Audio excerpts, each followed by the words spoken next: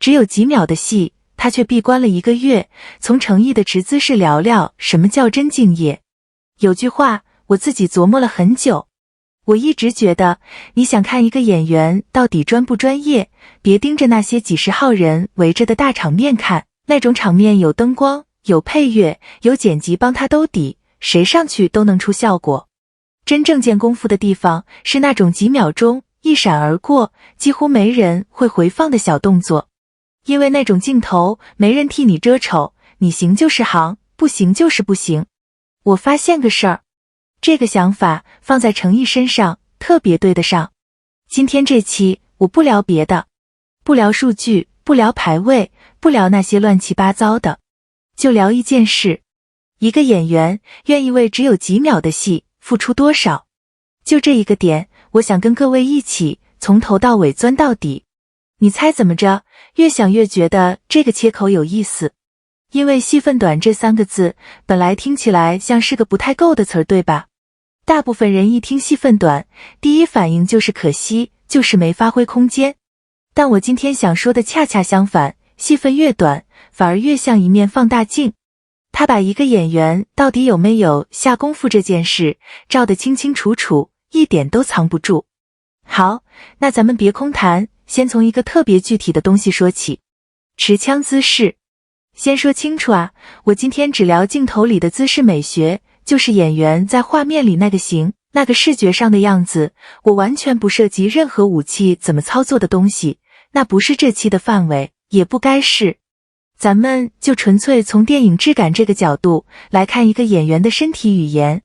其实很多人不知道，一个持枪的镜头，专业和糊弄，内行人一眼就能分出来。分在哪儿？就分在手臂和身体的那个结构感上。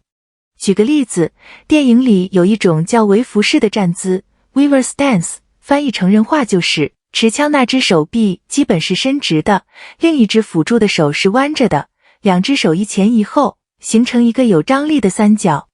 你别小看这个三角，当一个演员的手臂结构对了，重心压下去了，观众哪怕说不出为什么，潜意识里就会觉得这人像那么回事儿。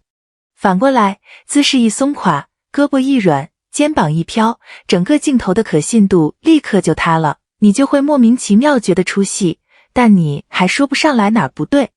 其实就是身体骗不了人。这个术语我当时其实也查了半天，才把它跟为什么有的镜头看着就高级这件事对上号。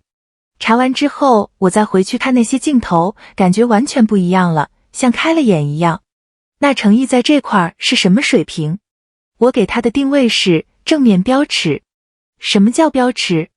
就是你可以拿他这个姿态去当一个正确示范来对照别人。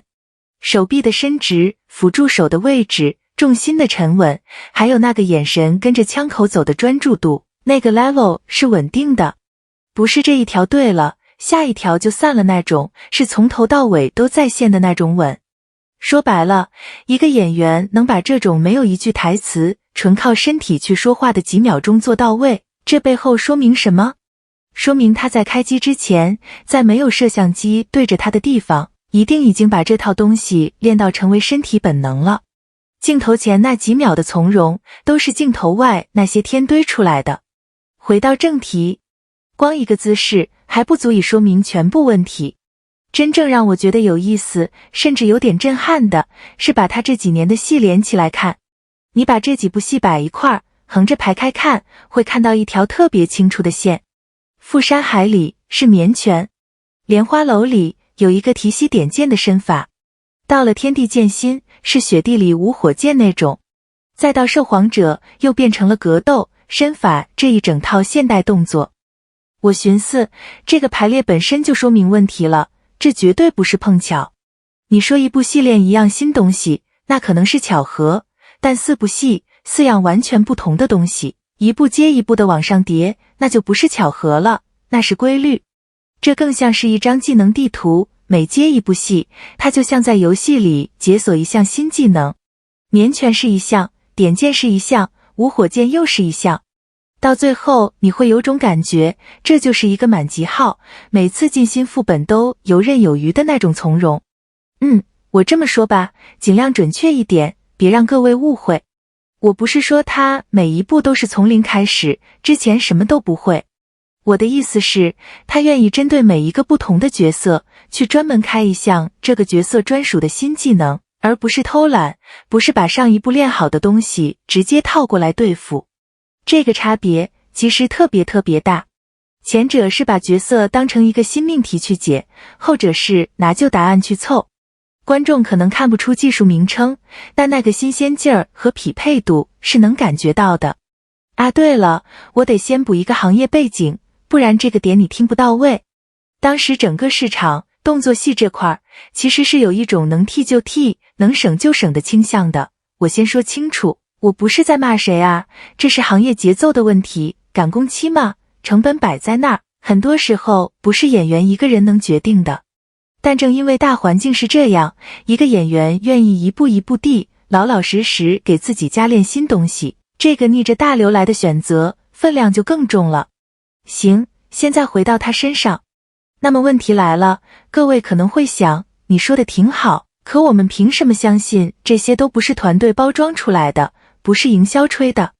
这就得聊到第三个点，也是我今天最想跟各位掰扯清楚的一个概念，业内认可。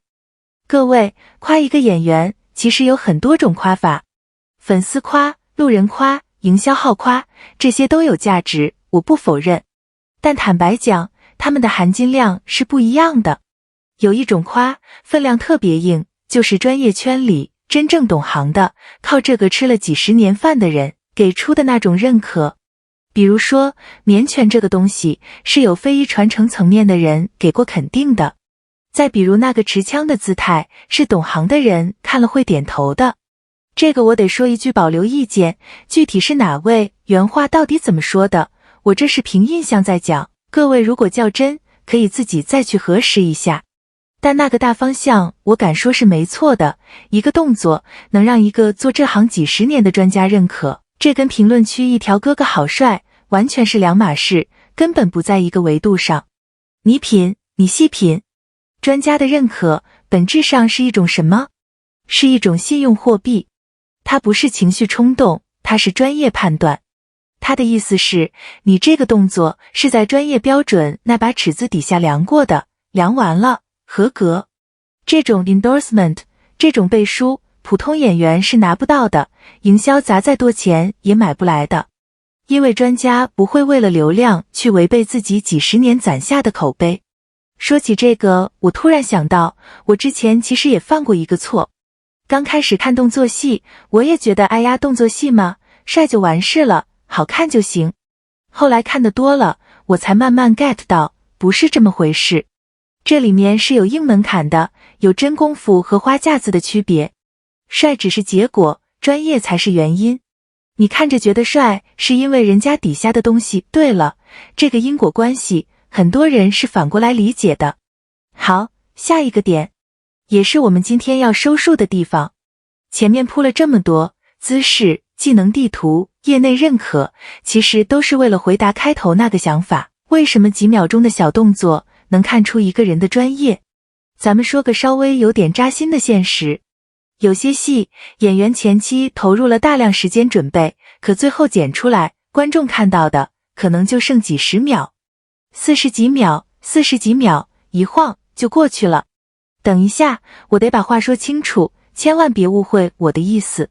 我要说的绝对不是戏份少，所以好可惜这个方向。恰恰相反，我想说的是另一面。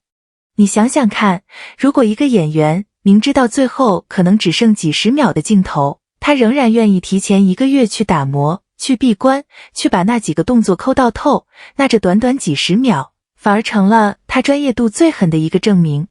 为什么？因为在无人监督、无人回放，甚至最后可能被剪掉的地方，他还是按满级标准来。这已经不是划不划算能解释的了，这是他把职业标准彻底内化成了肌肉记忆，变成了一种不用思考的本能。他没法糊弄，因为他连对自己糊弄都做不到。说白了，真正的职业演员算的从来就不是单场的 ROI。 你要真拿一场几秒钟的戏去算投入产出比，那铁定是亏的，血亏。但人家算的根本是另一笔账，是长期的口碑复利，是身体记忆一层一层的积累，是我不糊弄任何一秒攒下来的那种职业信誉。这笔账，短期看是傻，长期看是慢工出细活，越品越有味，是那种熬出来的东西。我跟你讲，这种在完全没人看的地方还较真的人，其实真的不多。大部分人都会在反正没人注意的地方松一口气，这是人之常情。可偏偏就是有人不懂行的人会懂，这种较真，这种在暗处依然不肯降低标准的坚持，本身就值得被看见。行，今天这一个点就钻到这儿。我给各位留个具体的作业哈，不是让你们去哪儿吵架，去跟谁比，不是那个意思。是真的，去看。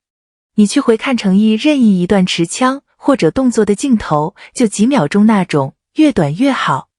你这一次别看剧情，别管故事，你就专门盯着他的手臂结构，他的站姿，他的重心去看。看完之后回评论区告诉我一句话就行，你到底有没有看出那个考据感，那个用心和糊弄的区别？我赌你认认真真看过这一次之后，再去看别的镜头，你那个眼光就回不去了。你会开始注意到以前完全忽略的东西。好了，今天就到这儿，咱们评论区见。